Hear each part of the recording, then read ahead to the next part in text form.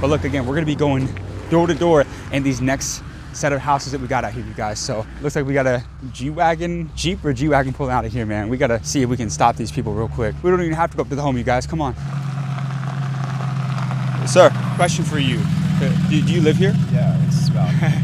I grew to know the 20 million followers going all over the world, interviewing the richest people. You're that guy. Yes. You're the guy who asks everyone like what they do. Yes, sir. Yes, sir. Is this your house? Yeah. And what did you do to afford this place, man? This is one of the richest neighborhoods in America. I sell robots. You sell robots? Sell robots. Do you actually? Yeah. So have you seen like the silver humanoids that are over online? Yeah. So we've sold more humanoids than anyone in the world. Are you serious? Yeah. And could we interview you for a minute real quick outside of the car? Is that okay? Yeah. How long have you been a business owner? 10 years. 10 years? Yeah. Over these 10 years, what was the most amount of money you made in a single year? Oh, this year we're on track for over 100 million. $100 million. How old are you? Yeah. I'm 30 years old. No, you're not. Yeah. Are you serious? Yeah. Did you come from money? Did you have a lot of money when you started out? No, I got lucky. I started a drone business. Actually, I was in high school and A drone business? Yeah, I did marketing with drones. So I was like the first person around the area to do drone photography. It's interesting at the time. Built drones and took pictures with them. Do you think everybody's built for entrepreneurship? I think everyone learns it when they start seeing business owners interact, and I think a lot of people want to be an entrepreneur. Yeah. But the fact is, like, there's a big patience level that I think most people don't have, and I think it takes a lot longer than everyone thinks to actually mature as an entrepreneur and not rush into something that you think's great and amazing. But the fact is, fast money never lasts, and if you keep building and be patient, that's what a real entrepreneur is it's longevity and endurance. So in other words, you get rich slow. Yeah, and I've learned that lesson a couple times. I've had some fast-growing businesses, and they never last if you try to treat them as fast-growing businesses. But if you look at everything from a long-term growth, like we started in robotics 4 years ago, no one knew what a humanoid was. They didn't know our brand, and we built that brand by taking our time and starting at a very small scale and building it up. The first year in business, we grew from $0 to $1 million very quick. But after that, the jump that we had in the last 12 months has been astronomical, almost 100x. But that took a lot of time and effort. What is your secret to scaling? You went from 1 to 100 million in 1 year? It took 4 years. 4 years though. I mean, come on, man. What was the secret to that scaling? A lot of it was going with not being a part of the trend, but leveraging the trends that are out there, such as AI, to build them into your business. So robotics is simultaneously known as an AI hardware. So being able to basically ride that wave at the same time and leverage it to was where we got to where we are now. When you started to make a lot of money, did you ever make any dumb decisions? Did you ever blow any money? Tons. Yeah. You know, and I did pretty well early on. And by the time I was 24, I was an actual millionaire. I had the money in my account and I tried to build like a life very fast. Patience is like key. You have a lot more time on this earth than people think. And you think you have to get it tomorrow, but you don't. You talked about that patience, right? If there's a lesson about money though, that you can instill in the younger generation that maybe you wish you would have known when you started to make a lot of money. Right. A guy like Mike Tyson made 400 million in his career and he blew through it all. What is the best financial advice you could instill in the younger generation right here? Everyone says this, but invest in yourself. And that means even just like trying and failing. Like start a business, fail, because you're going to learn so much about it that it's not a waste of money. You're going to get more, lessons from just starting a small business online or an e-commerce shop or a retail store or anything than you will from going to school, in my opinion. So it's like fail fast, just do something and invest in yourself in anything. Did you read a lot of books? I read a lot of books. I listen to books. I don't read them. I'm always on Audible. What was the #1 book that changed your life? There's a book called Ego is the Enemy. Ryan Holiday. Yeah, Ryan Holiday. And I felt that was a great way to start pushing my headspace to a much more like neutral space. Was there a time where your ego ever got in the way? Absolutely.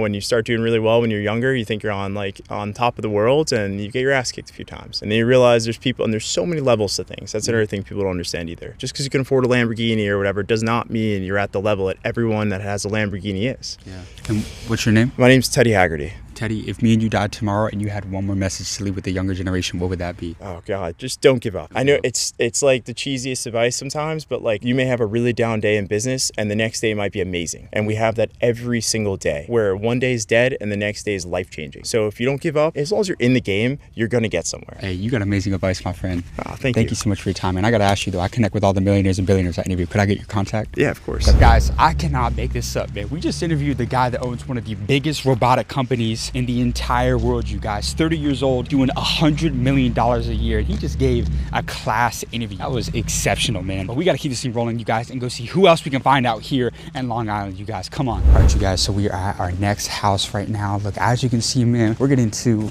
as old money as possible, right? They got the fleet of the Mercedes out here, man, but look, man, they didn't have a call box or anything, so we got to resort to knocking. Hey, sir, do you live here? Yes, I do. Yeah? Who are you? My name is James. I grew a social media channel to 20 million followers, going all over the world, interviewing the richest people to help the younger generation. I wanted to know if I could interview you. Not the right time right now? Sir, just 1 minute. I'm from Texas. I flew all the way out to New York to try and find successful entrepreneurs to help the younger generation. What did you do to afford this place? Were you a business owner? Or? Yes, I was. Okay, let's try to.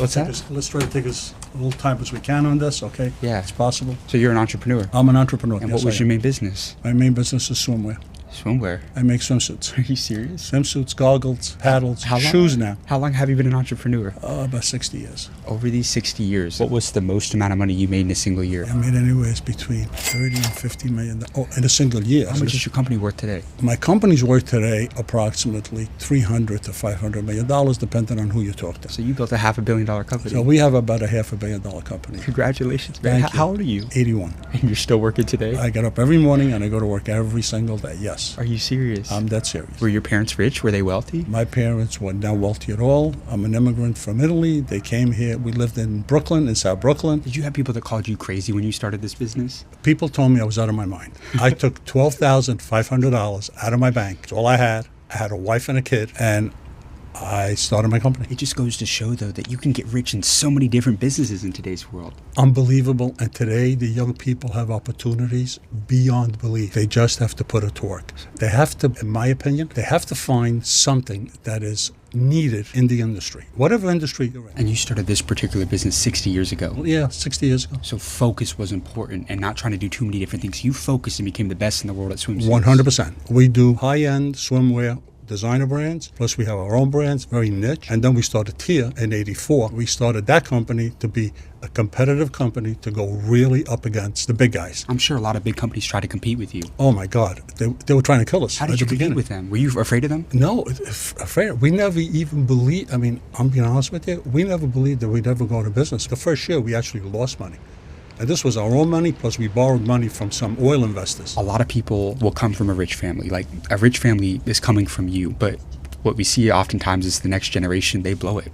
They F up the company, they lose money, they go broke. What's a lesson about money or business that you're going to instill in your family before it's all said and done? Like, what's one thing that is a non-negotiable that you're going to leave with your family to ensure? And for all the young people watching, what's a generational wealth principle that you have that you will never not instill in people? I believe we have to put a lot of our money into trusts. This way they're covered for the rest of their lives. Also, I believe that we've instilled into Matt and my kids that you have to manage your money. You don't live above your means. You don't start buying Bentleys and Rolls Royces on vacation. We do all that. I mean, we vacation, we take care of ourselves, but at the same time, you really need to protect what you have. Be good with the people that you work with. You need to take care of all your people, and you can't overdo it. You just got to realize when things are getting tough, you need to figure out how to stop it, how to control it. And what's your name?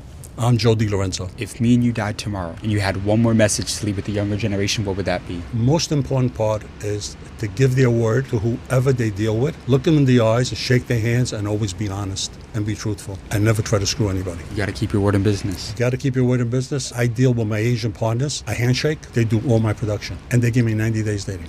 Just on a handshake. You got amazing advice, sir. Thank you. Thank you so much for your time. A And pleasure. I really appreciate you. All right, you guys, so we're leaving the house right now, and we just walked up on an absolute mogul spot, you guys. Look, he just gave us a beautiful interview, man. Swimsuits, $300 to $500 million company, and he just dropped bombs from start to finish in that interview, man. This has got to be one of the craziest videos that I've ever shot, man. It's freezing cold. It's like 25, 30 degrees out here in New York right now, but we got to keep this one rolling, and we got to go find another interview, another millionaire or billionaire out here in New York, you guys. Come on. All right, you guys, we just got to our next house out here. I don't even know how we found this place. We were going down a random road, and this is an absolute compound, to say the least, you guys. And I think that, I don't know if it's mom and dad or whatever is out front here, man, but we at least gotta try this thing, you guys. Come on. Look at this crib, you guys. There's like 3 houses all in one, man. Come on. Excuse me, sir. Sir. Yep, Is this your house? it is. How did you afford this place, man? How did you get rich? Who the hell are you? I'm going all over New York interviewing the richest. I'm going all over New York interviewing the richest people to help the younger generation. I grew a channel to 20 million followers, trying to help people with business. All right, typically in New York, you don't come up on people's houses like that. Could I just ask, what do you do? I build public schools. You build schools? Yep, Could I get 1 minute with you for the channel? Is that okay? absolutely. Awesome, man. Perfect. Thank you, sir. I appreciate that. What's your name, sir? Scott Barone. Scott, where are you from? Originally Queens, but now Long Island, New York. How long have you been a business owner? I started the company in 99. 99. Yep. Did you come from a lot of money? No, not a dollar. Are you serious? So Dead you serious. didn't have rich parents? No, not at all. So what was your turning point to financial freedom? What made you decide to go out there and build an empire out here in New York? I started with a pickup truck and a bag of tools in 1999. How'd you get the money for the pickup truck? I borrowed 30 grand from my father that I don't even think he had to loan me at the time, but he did it somehow. So it's by any means necessary. Any means necessary. Built it into a general contracting business, and then in 2008, when the financial crisis hit, I gambled everything I had and acquired a piece of property that I was supposed to build for somebody else as a general contractor. Went all in, all chips to the middle of the table, and we got very, very, very lucky and hit it out of the park on that first deal. Congratulations, my man. Thank you. What was the most amount of money you made in a single year? Oh, Jesus. We're probably doing 150 million a year right now. $150 million.